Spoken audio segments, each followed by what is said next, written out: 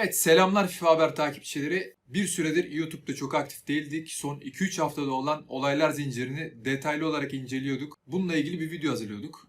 Kiminiz takip ediyordur, kiminiz sadece oyun mu deyip geçiyordur. Ancak biz yine de içerik üreticisi olarak bu olaylara değinen hiçbir Türk içerik üreticisi, yayıncı, pro oyuncu olmadığı için bu olaylara değinmek istedik. Olay diye bahsettiğimiz şey kimilerinin tahmin ettiği üzere Kurt ile eSports arasında 2 haftadır yaşanan çatışma. Öncelikle şunu belirtelim. Bu videonun amacı Kurt'u ya da eSports'u savunmak değil. Olayları elimizden geldiği şekilde objektif bir biçimde sizlere aktarmaya çalışacağız. Ve bunları aktararak Türkiye'deki FIFA topluluğu içinde bu olayların hem bizi hem diğer oyuncuları nasıl etkilediğini sizlere göstermek ve bir farkındalık yaratabilmek asıl amacımız arkadaşlar. Biraz sohbet kıvamını geçecek bu videoyu izlerken hem yukarıdaki anketimize sizi davet ediyoruz hem de konuyla ilgili yorumlarınızı alt kısma yorum bölümüne bekliyoruz arkadaşlar. Şimdi bilmeyenleriniz için hemen kısaca Kurt'u tanıtmak istiyoruz. Kurt kimdir? Kurt FIFA Ultimate Team'in başından beri oynayan ve yaklaşık son 3-4 senedir de profesyonel oyuncu olarak turnuvalara katılan bir FIFA oyuncusu. Tabi bu çok kısa bir özet oldu ancak bilenler bilir. Kurt'un isminin yaygınlaşmasındaki ana olay 2018'deki Santra yani Kickoff glitch'ine olan tepkisiyle başladı. Bu olayda eWorld Cup turnuvası yarı final ikinci maçında Kurt'un 2 farklı galibiyet alması gerekiyor. Tam 1-0 yapıyor ve hemen akabinde rakibi Fatih Üstün Santra'dan ilk atakta 1-1 yapıyor. Akabinde Fatih Üstün bir gol daha atıyor ve Kurt'un işi iyice zorlaşıyor. Daha sonrasında Kurt 3 tane %100'lük pozisyon yakalıyor ama oyunun ve skriptin saçmalığından dolayı o %100'lük golleri kaçırıyor. İlk yarı 2-1 bitiyor. İkinci yarı başlıyor. Fatih Üstün ikinci yarının başında da Santra'dan bir gol daha atıyor. Kurt 3-2'yi yakalıyor. Sonra yine bomboş plaselerin %100'lük gollerin kaçması devam ediyor Kurt açısından. Sonrasında dakika 66'da Kurt skoru 3-3'e getiriyor ve tekrar ümitleniyor. Ama tabii yine Santra, yine kickoff glitch devreye giriyor ve rakibi Fatih Üstün Santra'dan yaptığı ilk atakta 4-3'ü yakalıyor ve Kurt'un şarteller atıyor tabiri caizse.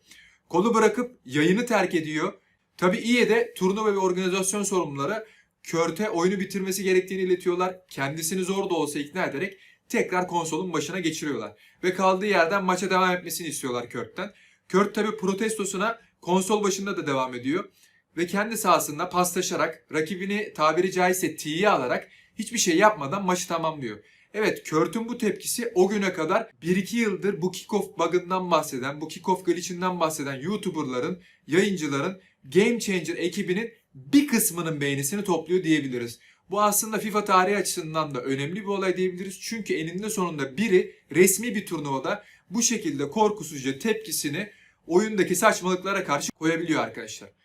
Nitekim bu olaydan sonra Kurt oyundaki bug'ları, eksiklikleri, glitch'leri, yeni fikirleri hem yayınlarında hem YouTube videolarında dile getirmeye devam ediyor. Ancak tabii ki de Kurt'u takip ediyorsanız, yayınlarını izliyorsanız az çok bilirsiniz arkadaşlar. İzlemeyenler için de şöyle diyebiliriz. Kurt'un sarkastik ve alaycı yapısı mevcut ve çektiği videolarda hep bu şekilde alaycı davranarak eleştirilerini yansıtmakta ki nitekim hala öyle. Tabii Kurt'un bu alaycı tavrı önümüzdeki senelerde gitgide büyüyerek devam ediyor ve en nihayetinde bu sene 3 Kasım 2019'da bu gördüğünüz bildiriyle Kurt tüm FIFA eSports turnuvalarından, e-spor turnuvalarından EA tarafından diskalifiye ediliyor arkadaşlar. Gerekçe ise 10 ve 19 Ekim'de çektiği edebe aykırı videolar olarak gösteriliyor eSports tarafından.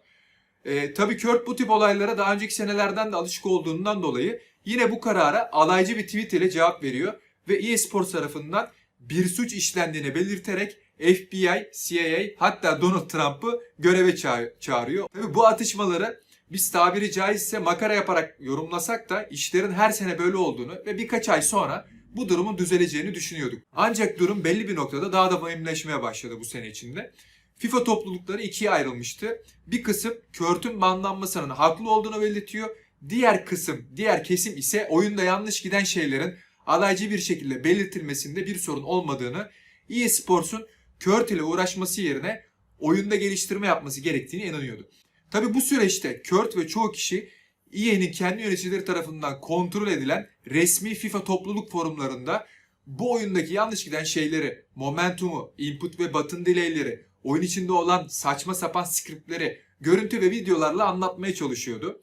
Bunların içinde biz de dahiliz. Ancak bu kişilerin videoları, forum üyelikleri, mesajları birer birer forum moderatörleri yani eSports çalışanları tarafından silinmeye başlanıyordu.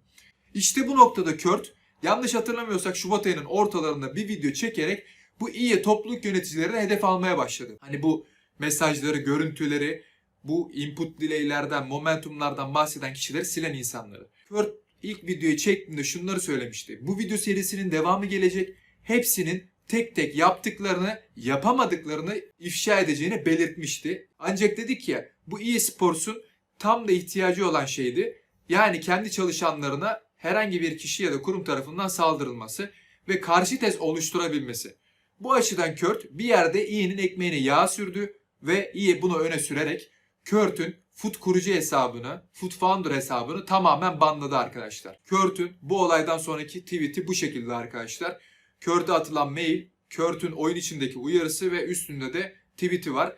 Ve bu tweet'te de sadece saldırının FUT Founder, FUT kurucu hesabına değil, aynı zamanda YouTube ve Twitch içeriklerine olduğuna da parmak basıyor. Olayların hararetlenmeye başladığı nokta aslında bu sene burası oluyor arkadaşlar. Bu banlanma sürecinde Kurt'un banlanmasına ses çıkartmayan ya da çıkaramayan birçok oyuncu, yayıncı, içerik üreticisi varken diğer yandan Kurt'u destekleyen ve eSports'un Kurt ile uğraşmaktan ziyade oyunu geliştirmeye önem vermesi gerektiğini belirten çok az sayıda içerik üreticisi ve yayıncısı mevcuttu. Kurt'un 24 Şubat'ta banlanmasından 2 gün sonra Kurt kendi YouTube kanalından bir video paylaşarak işlerin çığırından çıktığını ve takipçilerinin bu EA çalışanlarını online olarak taciz edebileceğini düşünmediğini, istemediğini ve sadece yanlış şeyler yapan yanlış kişileri insanlara duyurmak istediğini belirtti.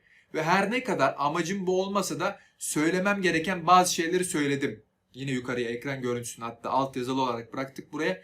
Ve bu EA çalışanlarından özür diliyorum diyerek büyüklük gösterip ya da büyüklük göstermeye çalışıp olayları tatlıya bağlamaya çalıştı diyebiliriz. Ve akabinde 2 Mart'ta yeni bir video yayınlayarak FUT kurucu hesabının banlandığını, eSports ile iletişime geçtiğinde EA'nin kendisine yeni bir hesap açması gerektiğini belirttiğini bildirdi. Ve akşam Twitch yayınında da Road to Glory hesabı açarak sıfırdan bir hesap açacağını ve bu hesapla oynayacağını duyurdu. 2 Mart pazartesi akşamı sıradan bir pazartesi akşamı. Bakın pazartesi akşamları yayıncıların ve içerik üreticilerinin en az izlendiği akşamlardan biridir arkadaşlar.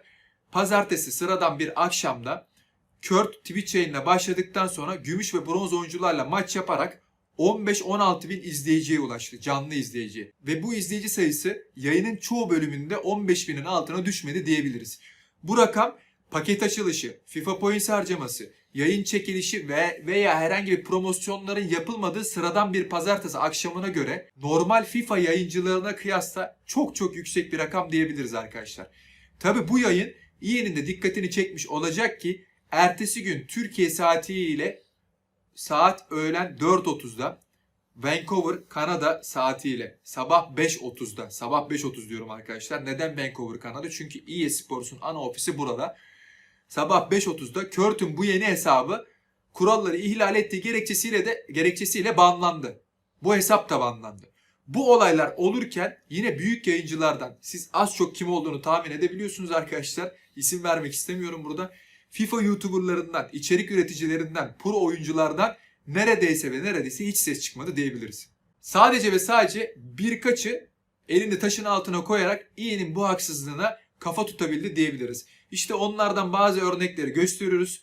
TAS attığı tweetlerden birinde Kurt ile uğraştığınız enerjiyi oyunda bozuk olan şeyleri kullansanız nasıl olur diye eSports'a soruyor. Bu oyunun gelişmesi için yapıcı birçok eleştiri yapan ve her yayınında oyunun birçok fonksiyonun düzgün olmadığına dem vuran Nick28T Kurt'un vakasına özel 3 video hazırlayıp YouTube kanalında gün aşırı paylaşıyor. Reeve ise bu olayların artık çığırından çıktığını ve EA'nin zaman ve kaynaklarını Kurt yerine oyuna harcaması gerektiğini belirtiyor. Şimdi arkadaşlar olayları özetlemeye çalışıyoruz ama biz bu videoyu hazırlarken de bu olaylar silsilesi devam ediyor tabi. Son olarak Kurt FIFA'ya ara verdiğini açıkladı ve 5 Mart Perşembe akşamı yine Twitch yayını açarak bu yayında PES oynadı arkadaşlar. Ve evet gayet doğal diyebilirsiniz ama normal olmayan şey bu yayını bir noktada 18.3 bin kişi izliyordu. Evet ne var bunda diyebilirsiniz ama işin garibi tüm FIFA yayınlarının toplamı Kört'ün tek yayınına eşitti. O anda Twitch'te yapılan tüm FIFA yayınlarının toplamı 18.3 bindi ve Kört tek başına PES oynayarak 18.3 bin kişi oynanıyordu. Bunu da demeden geçmiyoruz ki bu sırada şöyle bir de dipnot da detay da var. Ünlü FIFA yayıncılarından ve Kört'ün birkaç kez hem resmi turnuvalarda hem de yayınlarda tartıştığı Castro da yayındaydı arkadaşlar. Ve buna istinaden midir yoksa zaten planlanmış bir şey midir bilinmez. Ancak Kört'ün yayını bittiği gibi arkadaşlar EA yeni bir etkinlik duyurusu yapıyor. Ve hafta sonu ligi oynayanlara ekstra +1, +2, +3 haftanın takım oyuncusu vereceğini duyuruyor. Şimdi bu olaylar yaşanırken 26 Şubat 2 Mart tarihleri arasında da EA serverlarına yoğun bir saldırı da oluyor arkadaşlar. Ve bu serverlar bir hafta içinde, hatırlarsanız 2 hafta öncesinden, bu serverlar bir hafta içinde en az 2 saatliğine 4 hatta 5 kez kapatılıyor. Ve oyunun online modlarına hiçbir şekilde erişim sağlanamıyor. Bu saldırıyı Kört'ün banının açılması için yaptıklarını iddia eden Lizard Squad grubu Kört FIFA'ya dönene kadar bu saldırıların devam edeceğini bildiren bir tweet de atıyor. 29 Şubat ve 1 Mart tarihlerinde gerçekleştirilen FUT Champions Cup 5 turnuvasının ön elemelerinde ise 2 kez bağlantı sorunu yaşanıyor. Maçlar 2-3 saat gecikmeli oynanıyor ve daha komiği ise Shaun Galea adlı yine Maltalı bir pro oyuncu turnuva ön elemelerinde rakibiyle davetleşemediği ve maçı tamamlayamadıkları için taş kağıt makas yapmak zorunda kalarak FUT Champions Cup 5'e katılamıyor arkadaşlar ve taş kağıt makası kaybederek FUT Champions Cup 5'e katılma imkanı elinden alınıyor bu arkadaşın. İşin garip noktası ise fotoğrafta gördüğünüz üzere eSports bunu kabul ediyor ve Shaun Galea'nın attığı bu tweetler ya kendi isteğiyle, bilmiyoruz bunu, ya da zorla Twitter hesabından kaldırılıyor. Neyse ki biz o anların Twitter'dan ekran görüntülerini almıştık ve bu arkadaşın bu tweetleri attığını, direkt oyuncu olarak bu tweetleri attığını kanıtlayabiliyoruz hala.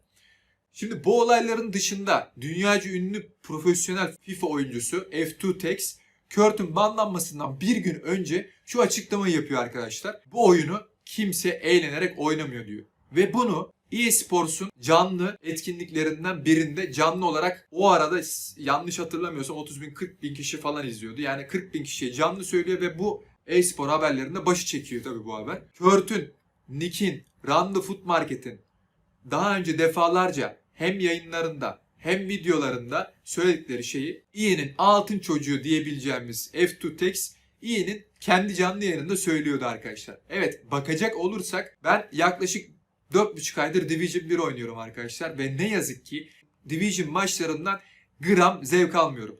Herkes tüm oyuncular Atletico Madrid'in Liverpool'a oynadığı gibi bir oyun oynuyor. Derinliği 1'e çekiyorlar. Topu kanatlara oyna, overload'lu, ball komutunu D-pad'den açıyorlar. Bütün maç sıkışık bir defans ile oyna. Uzaktan gol zaten imkansız. Orta kafa gol deseniz o da aynı.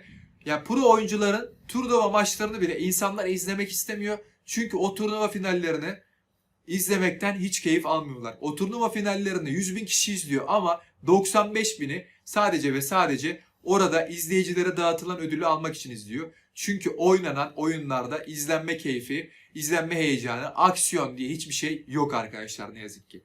Şimdi bizim kadromuzu az çok biliyorsunuz.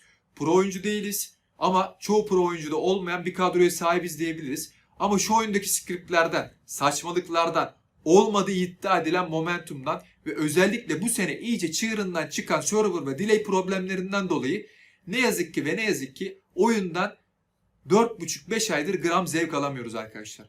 Sizlerin de çoğunun benzer problemlerden dolayı dem vurduğunuzu sürekli yorumlarınızda, mesajlarınızda, farklı gruplarda görüyoruz arkadaşlar. Hatta bu senenin başından beri o kadar çok bağlantı problemi yaşandı ki artık normal profesyonel futbolcular bile bu server problemleriyle alakalı tweetler atmaya başladı. Yine bıraktık. İşte Batshuayi'nin ve Luis Alberto'nun attığı tweetler. Biri Kasım 11'de, biri ise Ocak ayında atılmış. Ve bu süreçte serverlarda hiçbir geliştirilme olmamış arkadaşlar. İşte görüyorsunuz. Ve işin kötü kısmı bununla alakalı gerek resmi FIFA topluluklarında, forumlarında geri bildirim yapanlar, gerekse yayın ve YouTube videolarında bunları belirten içerik üreticileri, hatta normal oyuncular bile sırf bu konuları dile getirdikleri için engelleniyor. Hatta iki örneğini bu fotoğraflarda görebilirsiniz. Birçok başka örneği de mevcut. EA'nin sadece FIFA için açtığı resmi iletişim Twitter adresi bu oyuncuları kendi Twitter hesaplarından blokluyor arkadaşlar. Yani bir kurumun resmi hesabı kişisel bir hesabı hangi sebeple bloklayabiliyor? Sonucunda hepimiz oyuncuyuz. Hepimiz son dakika yediğimiz saçma bir golle kaybettiğimiz kritik maçtan sonra sövebiliyoruz. Sakin kalamayabiliyoruz. Bu rekabet ruhunda var ve gayet doğal bir şey. Ya da sakin kalıp düzgün bir şekilde bu yanlışları iletmesi kadar normal başka ne olabilir?